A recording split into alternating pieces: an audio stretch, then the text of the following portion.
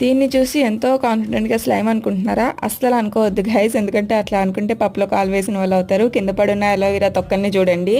Coconut ఆయిల్‌లో aloe vera వేసి చేసుకున్న హెయిర్ ప్యాక్ అనమాట ఇది. దీని తర్వాత ఇంకా కర్డ్‌లో కొంచెం షుగర్ అండ్ హల్దీ వేసి బాడీ ప్యాక్ కూడా చేసుకున్నా. అండ్ అంటే self care and skin care అన్నట్టు హైదరాబాద్లో ఉంటే ఇదంతా చేసుకోవడానికి మనకి పెద్ద టైం ఉండదు కాబట్టి ఊరొస్తే ఇలాంటి వేసాలే వేస్తూ ఉంటాం. అండ్ మా పాపకి కొంచెం రాసేసా hair pack and body pack. And నేను కూడా రాసుకుని ఫ్రెష్ అయిపోయి వచ్చేసాం. ఈ బొట్టు ఎంతమంది గుర్తుంటుంది, బట్ ఇప్పటికీ ఎంతమంది యూజ్ చేస్తున్నారు?